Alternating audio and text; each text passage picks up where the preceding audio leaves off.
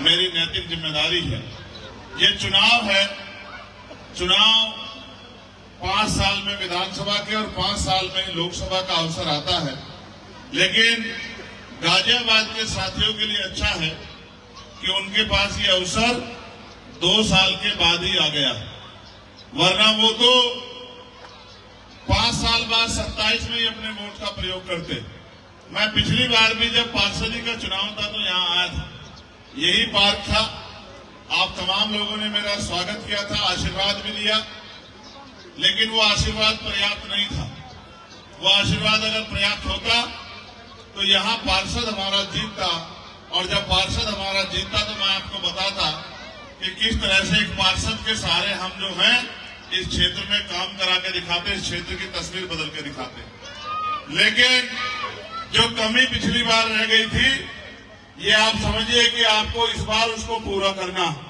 इसलिए मैं आपसे अपील करने के लिए आया हूं कि बाबा साहब अम्बेडकर ने अपने 4-4 बच्चों की कुर्बानी देकर हमें वोट हथियार के रूप में दिया है।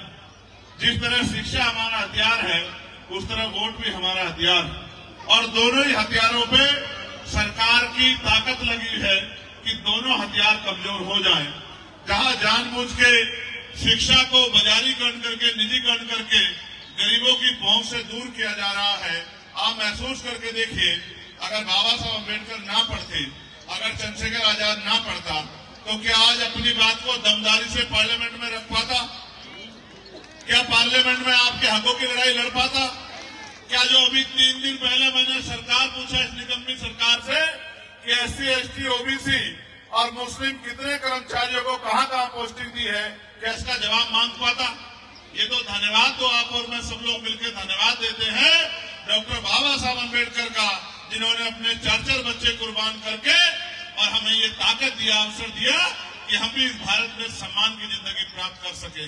इसलिए मैं आपसे कहना चाहता हूं कि जहां एक तरफ शिक्षा को कमजोर करके हमसे हमारे सवाल करने के अधिकार को छीना जा रहा है, वहीं दूसरी तरफ नोट से वोट को खरीदकर, और पहले नोट रात के अंधेरे में बांटी जाती थी, चुनाव से 2 दिन पहले किसी बचौलिए के जरिए आता था आदमी कि भाई चुपचाप नोट ले लो और वोट हमको डाल देना।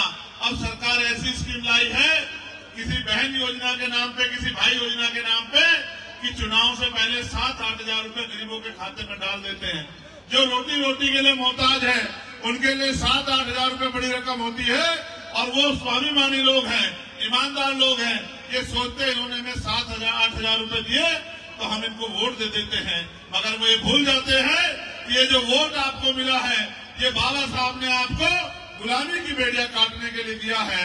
ये वोट आपको अपनी जिंदगी में बदलाव के लिए दिया है।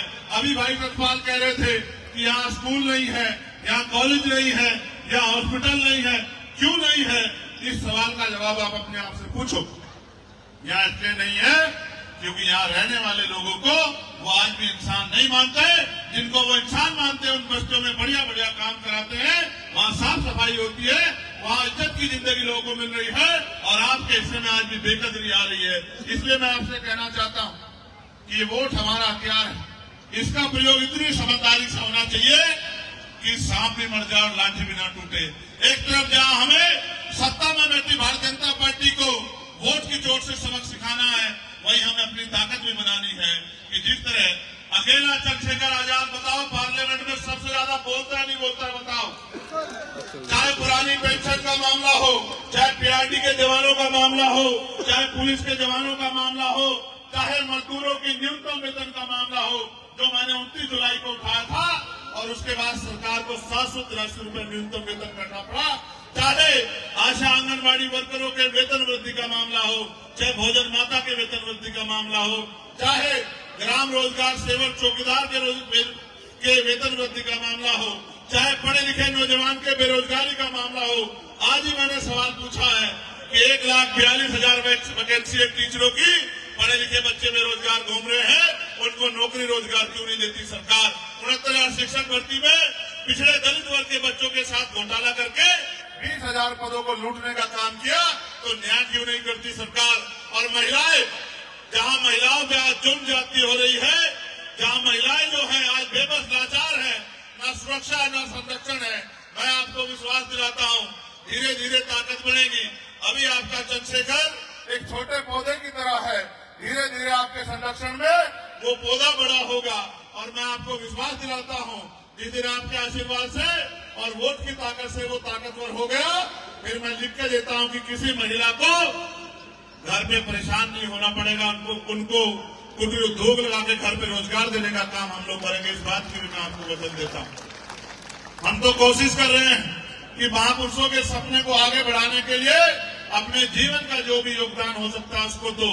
और आज ये भी जानते हो, इस कड़ी में जब मैं पिछली बार आया था तब ये हालत नहीं थी, लेकिन आपको पता है उसके बाद मुझे गोली भी खानी पड़ी।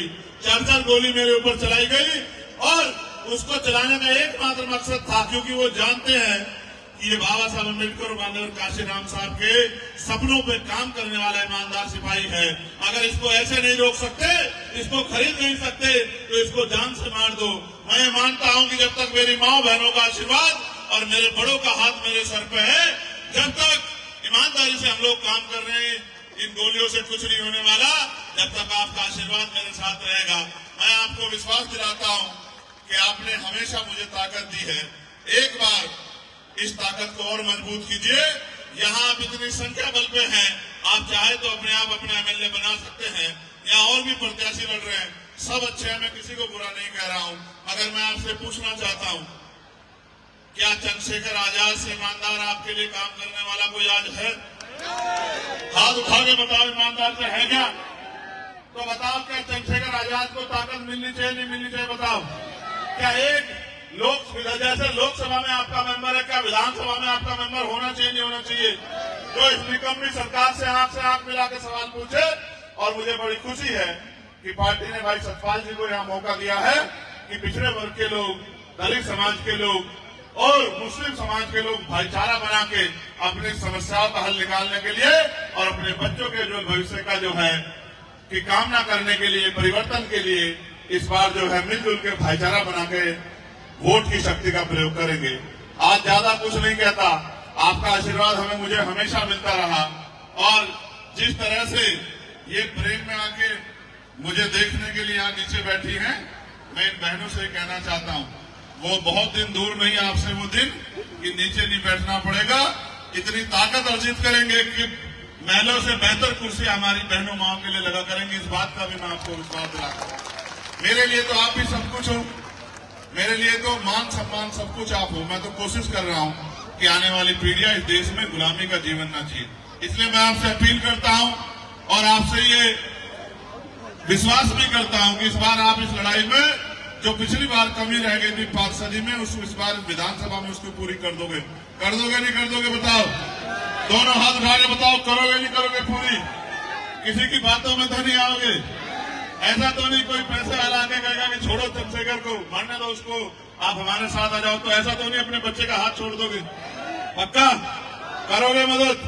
बताओ फिर हमारा चुनाव निशान क्या? बताओ। नहीं, बहुत कम आवाज, इससे ज्यादा तो मेरी अकेले की है। जोर से बताओ क्या निशान? नहीं, ये भी कम है। बताओ, तुम तक आवाज आ रही है क्या? जो वहां खड़े हैं, रुक जाओ, वो बताएंगे। तुम तक आवाज आ रही है क्या भाई? नीली शर्ट आ रही है? चलो अच्छा, जोर से बहने खड़ी, बताओ आवाज आ रही है क्या? बताओ अच्छा जोर से, क्या है निशान? सिर्फ केतली बताने से काम नहीं चलेगा। आपको अगर वाकई में ही भरोसा है मेरे ऊपर, पहले बताओ भरोसा है या नहीं है? बताओ। जो 2 हाथ उठाएगा उसी की बात मानी जाएगी। पक्का भरोसा है?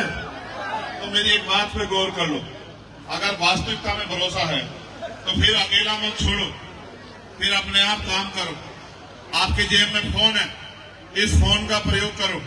आपके यहाँ रिश्तेदार रहते हैं, साथी रहते हैं, दोस्त रहते हैं, पार्टनर रहते हैं, आपके अड़ोसी पड़ोसी लोग रहते हैं। आपने वोट दे दे के सबको बनाया है। इस बार आपका नंबर है कि आप सबसे अपील करो कि इस बार आप हमें वोट दो। आप अपने घर से निकल के जिस तरह से आप अपना घर चलाने के लिए 8 घंटे मेहनत मजदूरी करते हैं, अपने बच्चों का पेट पालने के लिए और उनको अच्छी शिक्षा दिलाने के लिए, अच्छे कपड़े दिलाने के लिए, अच्छा पानी पिलाने के लिए, सम्मान के जीवन के लिए, तो इस लड़ाई में भी, सम्मान की लड़ाई में भी 1 घंटे 15-20 मिनट, आधे घंटे का योगदान करो।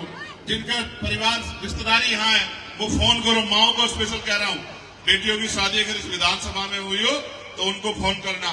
बेटों की शादी हुई तो उनको फोन करना, यहाँ आपकी बहन रहती हो, बच्चों की बुआ रहती हो, बच्चों की मासा रहते हो, सबको फोन करके एक ही बात कहनी है कि इस बार इधर उधर नहीं भटकना, इस बार अपने भाई को मजबूत करना, उसके हाथों में ताकत देनी है कि निकम्मी सरकारों से जो अधिकार इन्होंने हमारे छीन रखे हैं, वो हमारा भाई वो अधिकार हमें लाके हमारे घरों तक दे और हमें इज्जत सम्मान की जिंदगी मिले।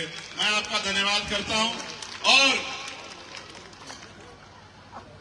आज डॉक्टर अंबेडकर प्रबुद्ध समिति गाजियाबाद पंजीकरण, ये हमारी कमेटी के लोग जगवीर सिंह जी अध्यक्ष जी हैं और इनकी पूरी टीम, जगवीर सिंह जी, डॉक्टर साहब पूरन सिंह जी, जयप्रकाश जी, चंद्रपाल सिंह जी, एडवोकेट हर प्रसाद चांचल जी, परमानंद गौतम जी, कैलाश गौतम जी, वृंदावन बाबू जी, रतनलाल जी, सुनील प्रधान जी, प्रेमचंद मौर्य जी, एडवोकेट रामेती मौर्य जी, अतरपाल जी, हुकुम सिंह जी, धर्मपाल मास्टर जी, खेमचंद जी, राजपाल जी, अनिल जी, रोहित कुमार, गुरचरण जी, जितेंद्र कुमार, एडवोकेट करणपाल सिंह जी, संजीव गौतम जी, पन्नालाल जी, प्रेम सिंह जी फौजी, विजय लक्ष्मी बोध जी, सरोज गौतम जी, शीला गौतम जी, ममता बोध जी, यासिका गौतम जी, मैं अपने इस पूरे परिवार का इस विश्वास के लिए बहुत बहुत धन्यवाद करता हूं। और जितने नेतागण हमारे यहाँ आजाद समाज पार्टी भीम आर्मी के काम कर रहे हैं, अपना समय दे रहे हैं, मेहनत कर रहे हैं, जिस तरह से उन्होंने इस लड़ाई को अपने कंधों पे उठाया है, मैं उन सब की भी सराहना करता हूं।